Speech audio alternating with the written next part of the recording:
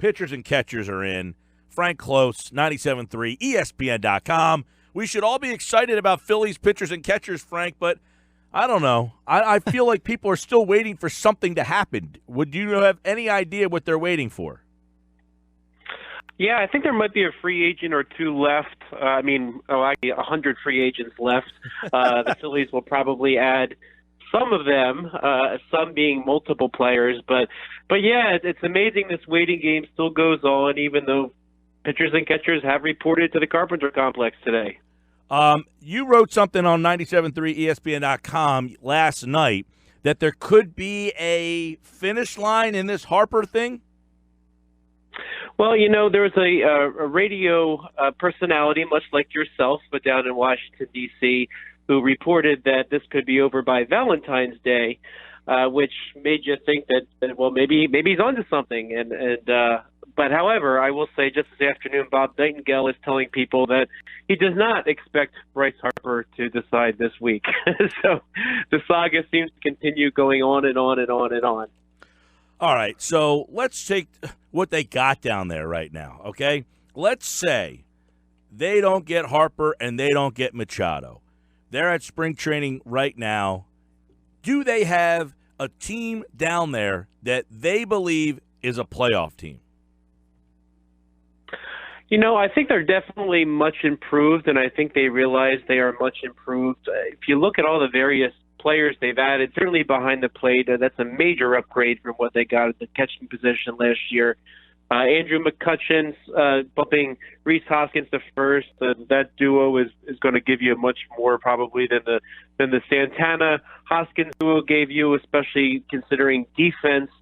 And then Gene Segura, shortstop was kind of a dead zone last year. They really didn't get much out of that position either, even left them willing to give Asdrubal Cabrera plenty of starts at shortstop. So when you look at that end of things, the offense is going to be much better. That seemed to really struggle. The defense is going to be much better. Then if you look in the bullpen, adding David Robertson, and I still think Juan Nicasio is kind of an under-the-radar addition. I think he actually has something left in the tank that could help the Phillies, and they had a pretty strong bullpen as it was last year. So they seem like they're a lot better off, compared to last year. But then the question also is how much improved are the other teams of the division? And the Braves, they mostly kept the same. They added Josh Donaldson and Brian McCann. Both of them obviously are older and have dealt with various injuries in the case of Donaldson. The Mets, they took on Robinson Cano and of course got a top-notch closer and added their former closer. So you could say the Mets are better. And of course the Nationals beat out the Phillies for Patrick Corbin, although they may be losing Bryce Harper. So it kind of depends on where they are in relation to the rest of the league, but it's kind of hard to really project because with so many free agents available, I mean, literally there are over 100, and if only, let's say 90 of them sign, and each team signs 3, I mean, that's going to be a major difference that could lead to changes very quickly in the National League East, and that's why I don't think that this is going to be the team the Phillies end up with, and even if they lose on Machado and Harper, I think they're still going to try to improve in other areas because there's still a lot of players out there. And still a lot of money that they have to spend. Yeah. A full bank account. Absolutely. That's a good position to be in if you're the Phillies. Yeah, Frank, I want to go back to Harper and Machado because we talked a lot about it at the top of the show. And one of our conversations was if this is good or bad for baseball. Maybe it's neither, but I want your thoughts on it because it seems like, in my opinion, right, you follow the team closely, you know much more about baseball and the Phillies than I do, but in my opinion, it seems like that this has dragged on for way too long, and it could be a bad look on baseball. Now others might look at it and say it has that drama. People are continuing to follow, where's Harper going to go? Where's Machado going to go? They have 2 of their stars in free agency, but I want your thoughts. Is that a good thing? Is it a bad thing? Is it neither? I would kind of say at the moment it's neutral. I think it signifies a major shift that's that's happening in baseball. And I'm actually planning to write something about this for 973ESPN.com ahead of Aaron Nola's arbitration case on Thursday, because I think that the two things are related. I think we're seeing that teams are well aware what happens when you sign players to long-term deals, that the end of the contracts, you're getting perhaps little to no value. I think that the analytics part of the game kind of has them projecting pretty reasonably where a player might go.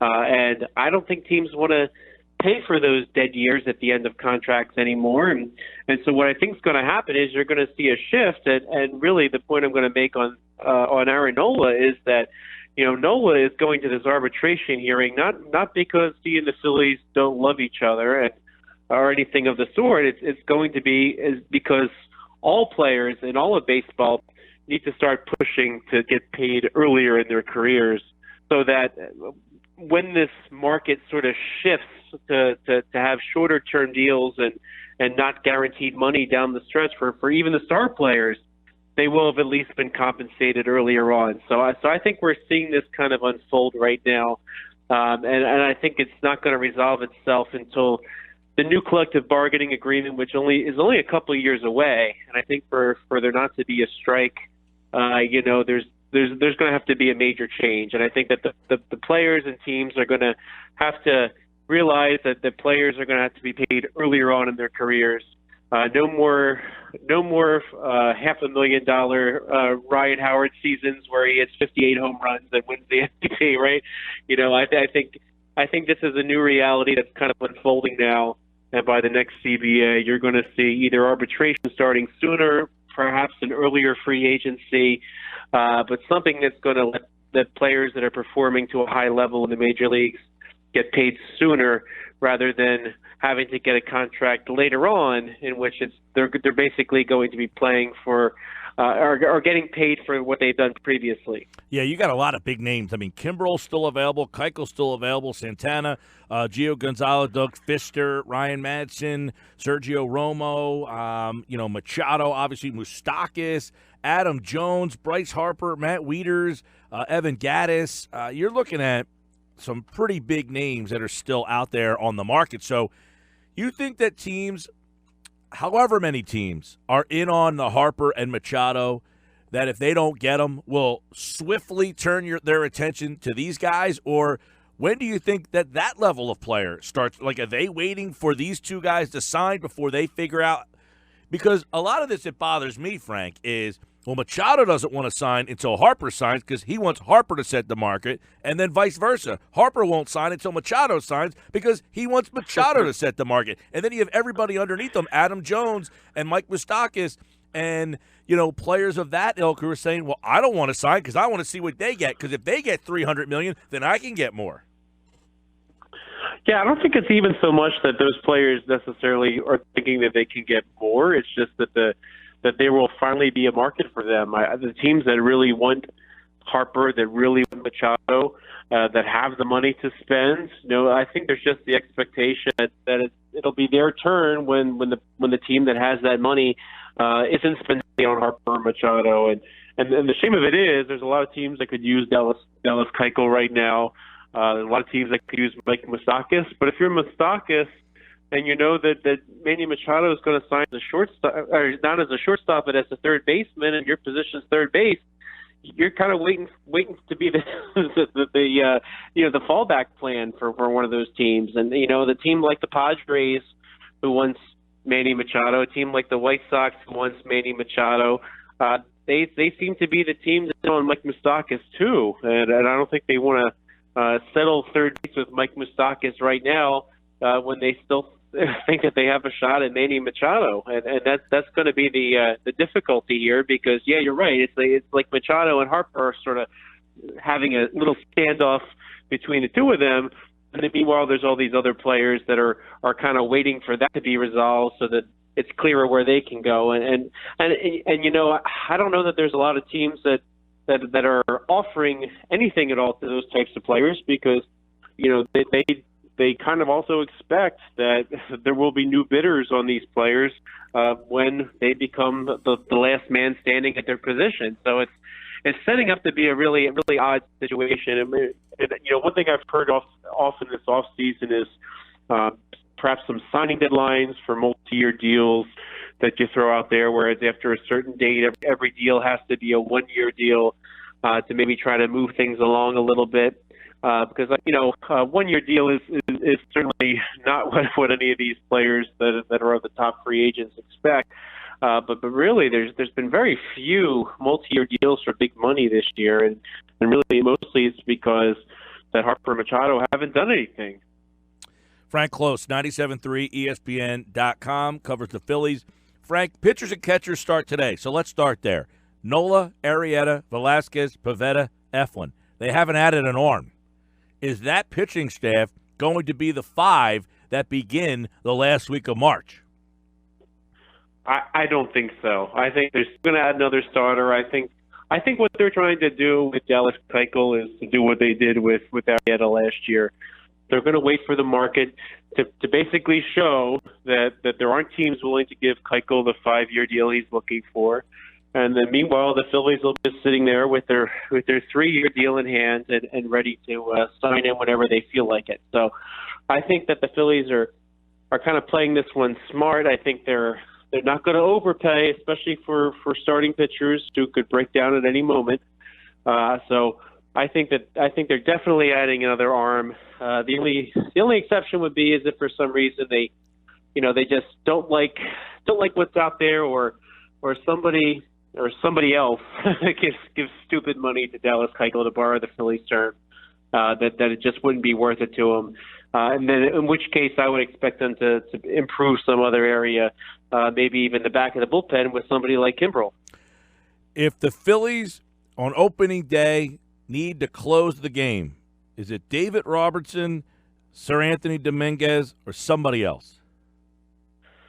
I think right now it's David Robertson, pending any other additions. I think. Oh, you mean like a Kimbrel? Commit to Robertson. Oh yeah, it could be somebody like Kimbrel.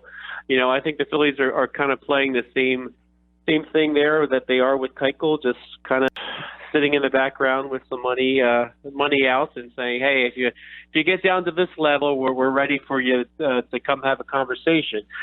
So I wouldn't rule it out. I think the fact that the Phillies didn't anoint Robertson as closer, even though they kind of paid him closer money, didn't kind of indicates that they were still open-minded towards something else, and they still have money.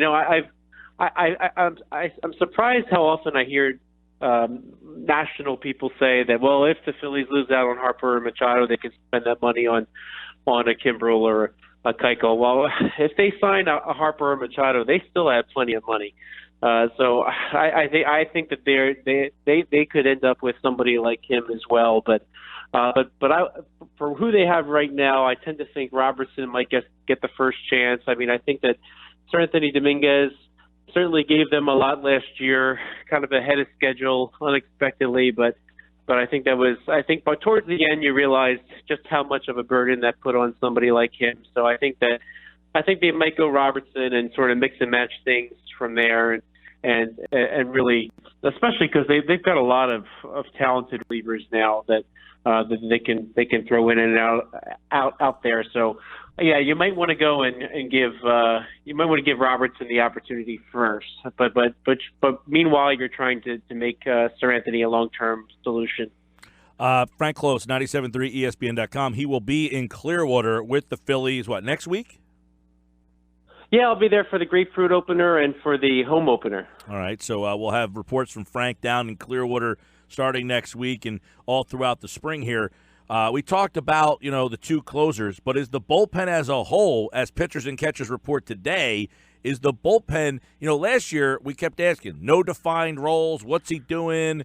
Do you feel that that's going to be similar this year, where Dominguez might be the one guy, Robertson might be a guy, Neshek one day, Hunter another, Rainbow, or do you think that now that they have better talent, that there's more definition?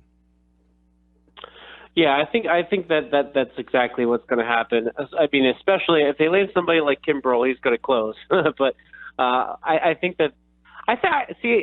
disagree with last year being undefined. I mean, I think people kind of fell into certain roles and you kind of knew who was coming, depending on the righty-lefty matchups. If I could, as somebody watching the games, figure out who would come in a given situation, I was surprised that some of the players could not. But I think it'll be a little bit more regular, especially since they do have a number of players. They'll have a couple of lefties this year. Actually, they have several lefties from which to choose right now. So they won't be without lefties like they were last year. I think that was the biggest thing that threw things off, because you were kind of treating Tommy Hunter like he was your left-handed specialist, and he's not a lefty. So I could see that kind of settling in, especially if they add somebody like Kimbrel.